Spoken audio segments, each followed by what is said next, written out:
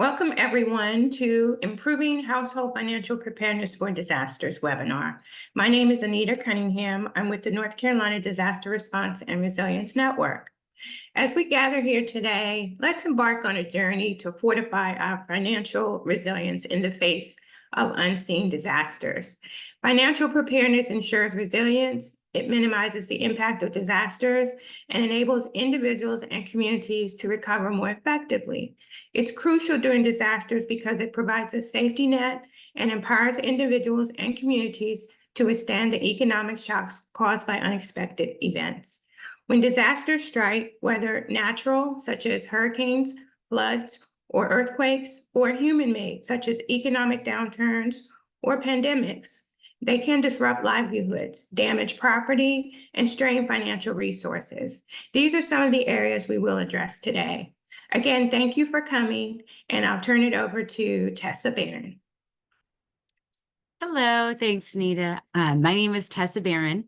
I am our Disaster Preparedness Program Associate at SBP, and thank you all for being here. We're going to be spending the next half an hour here talking about different actions that you guys as practitioners and community leaders, different actions and information that you can arm yourself with as you seek to better prepare your communities as we continue to navigate hurricane season.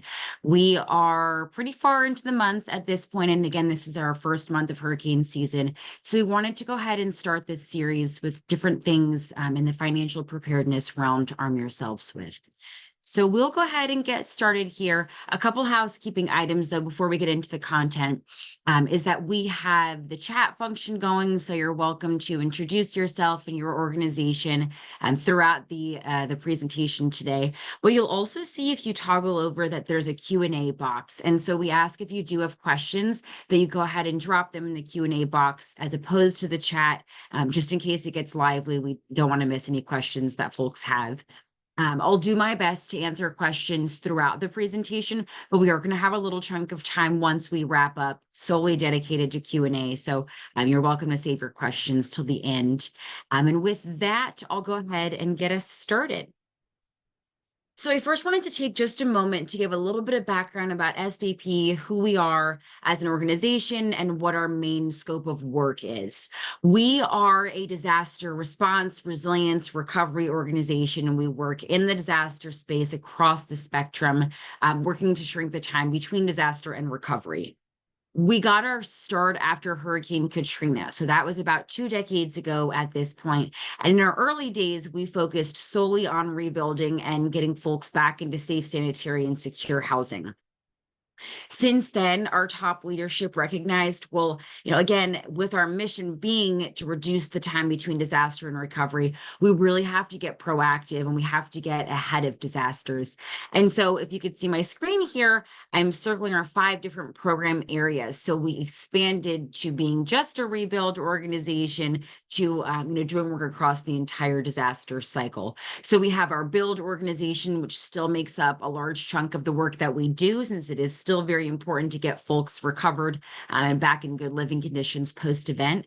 But we now also have a share department, which is our in-house grant foundation, a prepare program, which is where I am situated, and we'll be talking more about that today, an advise program, which focuses very heavily on government advising, and then an advocate program, which works directly with households, with survivors, and a lot of different initiatives, but mainly in helping them increase their FEMA award amounts through the appeals process. So that's just a very brief and quick overview of what we do at SBP, since I want to get us into the content. But you're welcome to check out our website once we wrap up today, and I'll be sharing my email address. So if you have any questions about any of the programs, please feel free to reach out, and I'm happy to answer them. Okay, so here's our agenda for what we're going to be covering today. The first thing that I want to make sure that we're going over is just a little bit more about our Prepare program and the work that we do. And then we'll get into our 4 main topic areas, again, of different actions and different resources, tools, and information that we want to arm you with as community leaders to then equip your clients, your communities, and the folks that you work with in your local areas. So our Prepare program at SBP, we know that we're in this period of time that's characterized by these storm events that are frequent and that are intense and that are unfortunately just not going anywhere. What we can do is arm ourselves with information so we can get as prepared as we can possibly be and build towards disaster resilient communities.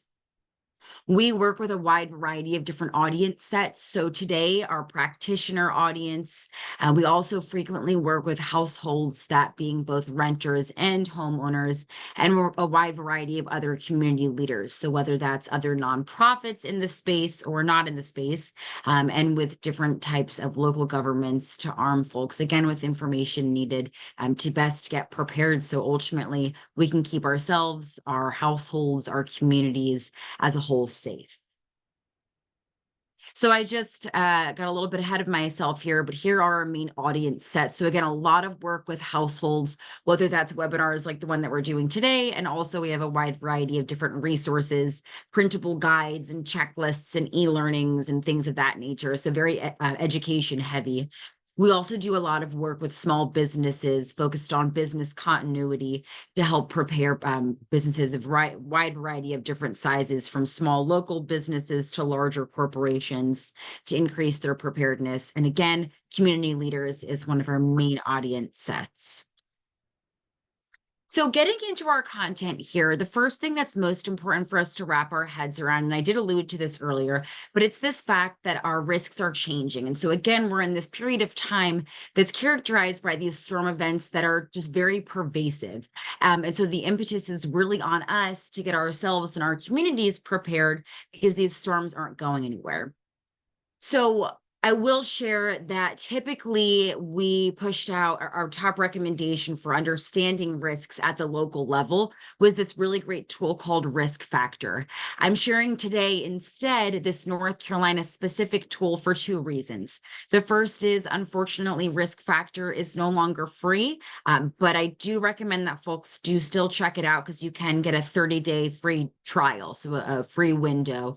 So it's a great tool to check out in that 30-day window.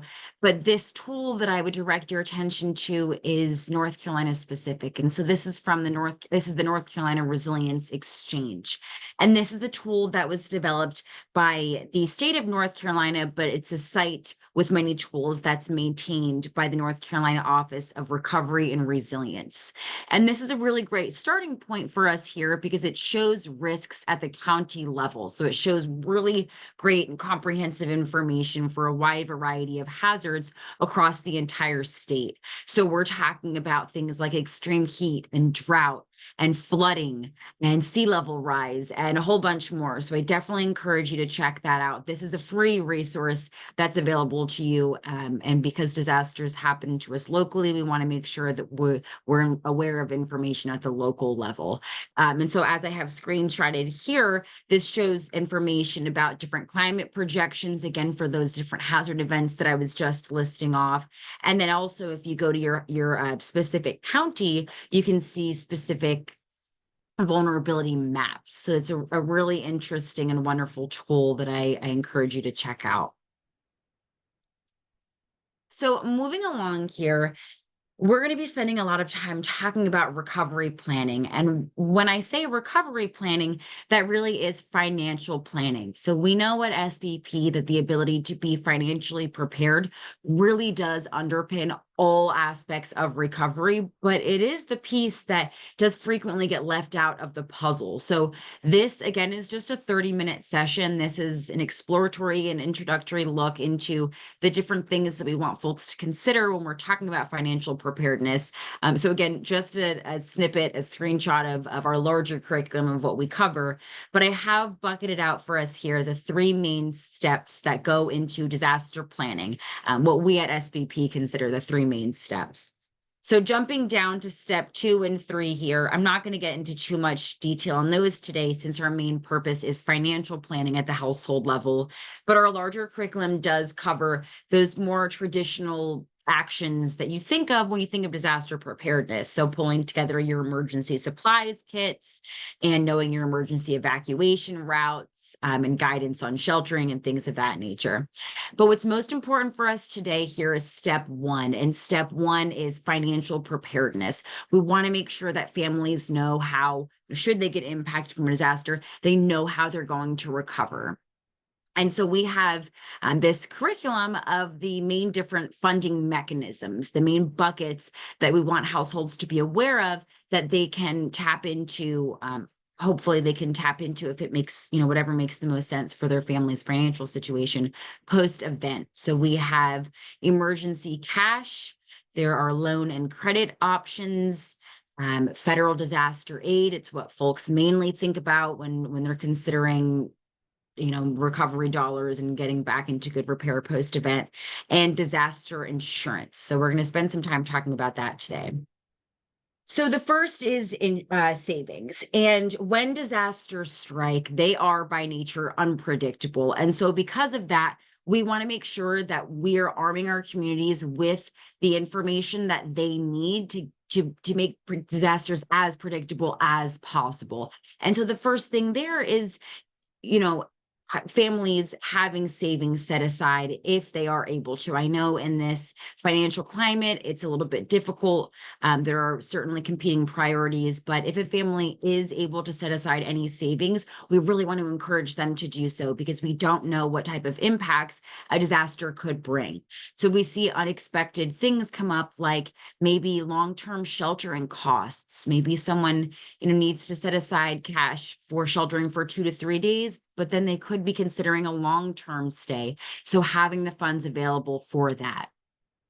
We will talk about insurance a little bit further in the presentation, but should a family plan to rely on disaster insurance to get themselves back in good shape after a disaster, well, they're going to need to pay those deductibles right off the bat out of pocket before they can expect to receive any type of insurance monies from their insurance company. So having savings set aside solely for deductibles to meet those deductibles is absolutely critical. And then we covered this a little bit already, but unexpected expenses, we don't know what a disaster might bring. And so we could be dealing with things like increased cost of fuel, or again, long-term stays away from home, and these things that we can't always anticipate. So having savings set aside if a family can do so is really critical. Okay, and our second bucket that we want to consider here is loans. And we're at a very important part of the year because there's some new guidance that just got pushed out. And so in the past, disaster survivors, when applying for federal aid, depending on the level of income that they have, they sometimes would get pushed over to the SBA to see if applying for a loan would be more fitting for their family. So that's something that the rules have changed, the guidance has changed on that. And so families no longer will be required to fill out that SBA loan application. But it's very confusing, the fact that, this is a resource for folks to consider in the first place. Folks often think, I'm a household. Why am I, why would I even think about the SBA as a way to get myself back in good shape post-event? Well, we really want folks to know that that's a resource that they can tap into if it makes the most sense, but that also that the rules have changed. And so this is not a presentation to get into the nitty-gritty of how exactly that those rules have changed. But if you're interested, please reach out and I'm happy to get you in touch with more information of exactly, what things looked like in the past and how things have changed moving forwards. But the most important takeaway for this slide is that we want households to know what financial mechanisms may be available to them post-event. And so understanding that the SBA is an avenue to consider is what I want folks to take away here. Okay, so then getting into disaster aid, and this is a big one because like I said before, when people think about how they're going to recover financially post-disaster, this is automatically where the vast majority of people's minds go. There are some important things to consider here. And the first is that if a family is going to rely on federal aid, we need to make sure that they're going to qualify. So consider this situation. sometimes there are insurance mandates that are on a house. So say a family lives in their house, they were impacted by a disaster, they received disaster aid. Wonderful. Then there's this insurance mandate. It's required that this family maintains insurance for a like event. If they don't do so, then they're not going to be eligible to receive aid in the future because there was an insurance mandate on their house and they didn't go through with it. So let's go back to this scenario where a family receives disaster aid, then they get this insurance mandate to maintain insurance for a like event, but then they move. New family comes in to live in this household, and they're not aware of this insurance mandate that's placed on the house because that mandate is on the household itself, not on the family. And so then another disaster comes in, this new family goes to apply for federal aid. Well, unfortunately, they're ineligible. There was this insurance mandate that they didn't go through with because they weren't aware of it. So we really want to make sure that households are aware of, do they qualify? What are the qualification criteria? Are there insurance mandates on their house, on their property that they're not aware of, that they need to be aware of? Because if a federal disaster is declared and federal monies are available and a household wants to apply for federal aid, we want to make sure that they qualify and they're able to access those federal dollars. So that's the first thing, is that there's this issue with limited access to repeat aid, and we want households to know that what situation they're dealing with.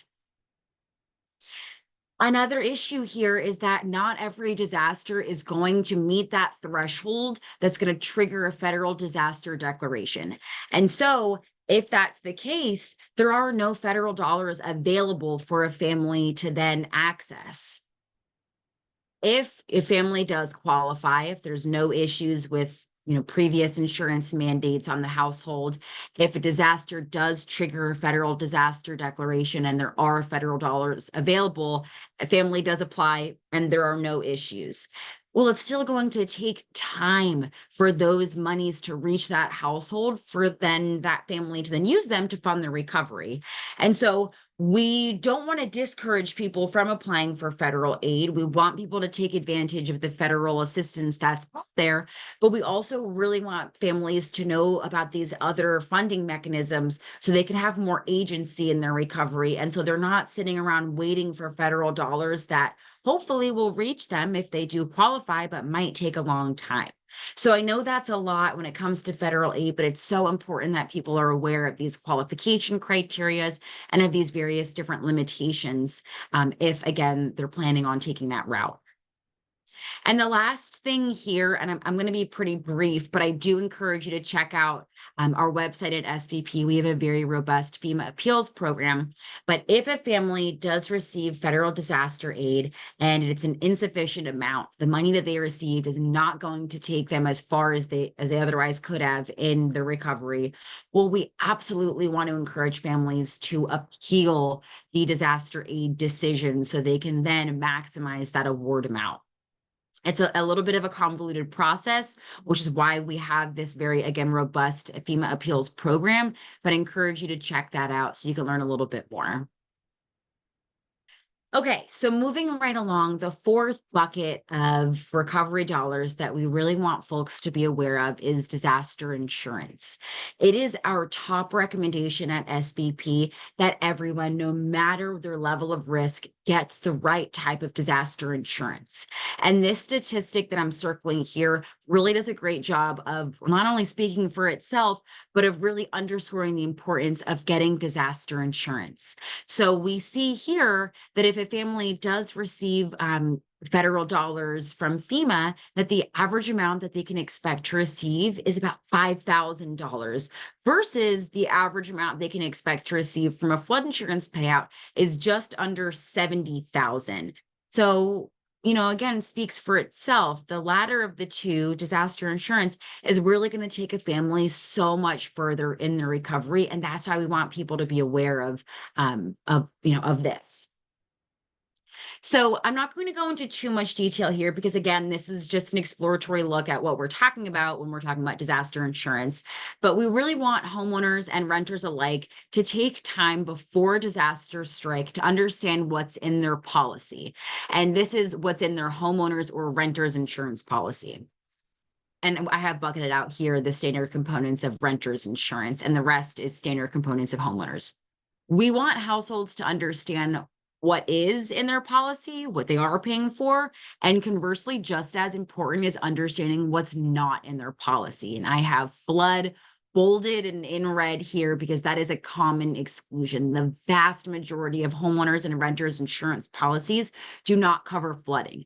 That is not something that we want households to find out after they're dealing with a flood event. And so understanding, again, what households are paying for and then also gaps in coverage is a key part of the puzzle. So this is a really great resource that I encourage you to share out with households. If it seems like information overload, this conversation of homeowners/renters and disaster insurance, this is a really great starting point. This is a tool that was developed by Rutgers University and does a really good job of making insurance a bit more palatable for households. So I encourage you definitely to take some time exploring it, not only yourself, but also a great resource, again, to push out to your community. So to emphasize a couple of things here, because these are, the main takeaway points when it comes to disaster insurance, but flood is not covered, again, by the vast majority of homeowners and renters insurance policy. And because of that, we want households to have sufficient coverage. We want everyone to get the coverage that they need to stay safe and protected during disaster events.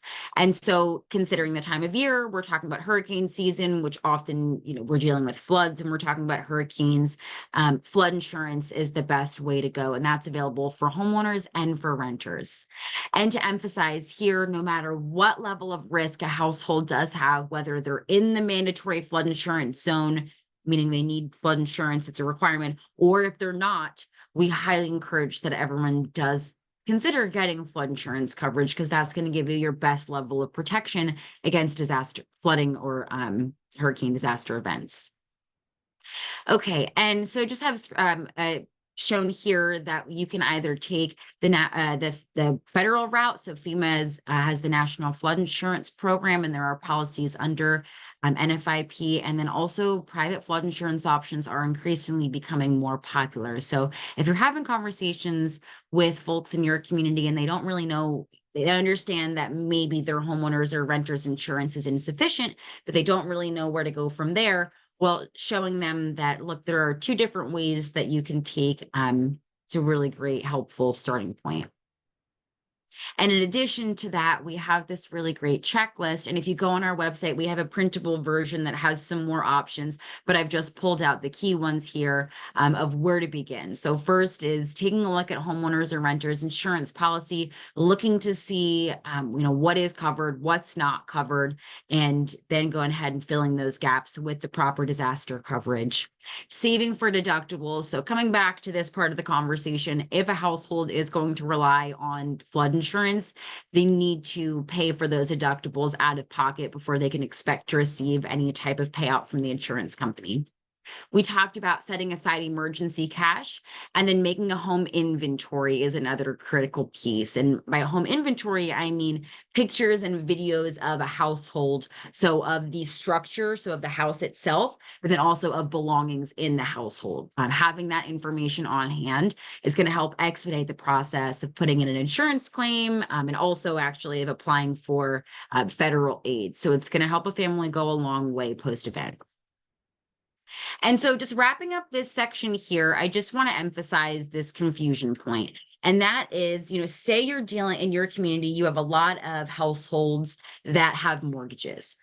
Well, there's this important thing to clarify that if a household does have a mortgage, the insurance contract, the insurance policy is actually a contract between the one who owns the property. So that wouldn't be the household, that would be the mortgage holder, and the insurance company. And that's really important because if this household gets hit by a storm and they sustain a pretty significant level of damage, if a certain threshold of damage gets met, then the insurance company is actually legally required to write the settlement check in the name of the mortgage holder, because they're the ones that at this point own the property. And so this is something that's often frustrating for households in recovery because they're trying to recover. And so, they just want to access these recovery funds so they can get back in good shape again. So it's important, again, to arm households with this information. Knowledge is power. And the reason that this happens is mainly because we see contractor fraud, unfortunately, all too common post-event. And so, this, as opposed to giving this money to households in one lump sum, it coming in installments is a way to help avoid contractor fraud. But if households don't know that post-event, even though it's for a good cause, it can be frustrating. So encouraging your community to understand what this process looks like, maybe that even means talking to their insurance company and getting an understanding of what this process looks like again, or if there's any leeway in how these monies will reach the household. It's an important step to take before disasters. And so I just want to share here that these are some really important resources for consumers. So these are resources for you to share out with your community. But as practitioners, specifically when we're talking here about FEMA's National Flood Insurance Program, I want to draw your attention to this resource that FEMA has, and that's the Office of the Flood Insurance Advocate. And this is really important because that you can contact them if there are any unresolved issues when it comes to the National Flood Insurance Program, floodplains in general, floodplain mapping, flood mitigation programs, all of that. If you have any questions, concern, again, unanswered questions, you can reach out to this office. And on their website, it says that it'll only take 2 days for them to get back to you. So as a practitioner, this is a really great resource for you. But the ones on the slide here are geared toward households. So definitely encourage you to have these in your back pocket. If folks in your community are curious and wanting to learn more, I would first direct them to these 3 resources. Okay, so wrapping up here with our last action, we're going to be talking very quickly about securing documents. When we talk about securing documents, again, this, along with making a home inventory, is going to expedite the process of putting in that insurance claim and applying for FEMA aid. So we're talking about different personal documents, household, legal and financial, and medical documents. We have long checklists that I encourage you to print out or share out with folks in your community that go into much detail about what all of those documents are. But what I want to emphasize for us today is that that is an important piece of the puzzle, and it is free. It just takes a little bit of time, a little bit of forethought, a little bit of planning for folks to go through this exercise of organizing and safeguarding their documents. And to safeguard them, we recommend that folks both do it online. So whether that looks like uploading them to an iCloud or using a flash drive, or doing that physically with a waterproof container, folder, or a water and fireproof box. We actually recommend that folks take both routes so you have double layers of protection. But we do understand that some people just aren't comfortable having this information online. So if people do go through this exercise of safeguarding, organizing and protecting their documents, we want to make sure they're safeguarded in the best way.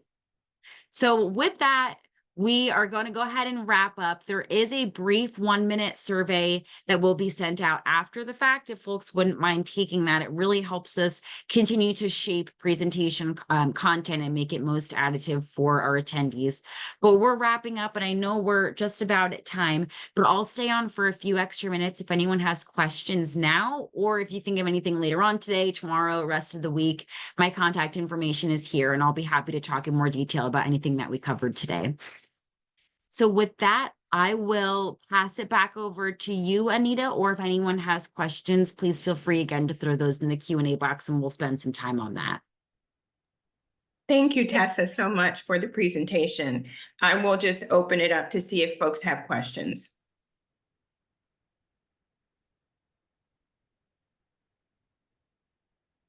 And if not, no worries. We will be sending the recording after the fact. I know it was information overload and a brief session here. So once you have time to go through the recording, if you have questions, again, please feel free to reach out. I just want to thank everybody. Thank you, Tessa, so much for the presentation. And thank you, everybody, for attending. And I hope that you feel more prepared financially to go into any kind of disasters that come up, and that you'll take some time to prepare for your financial future when it comes to disaster preparedness. Thank you all so much for attending. Thank you all.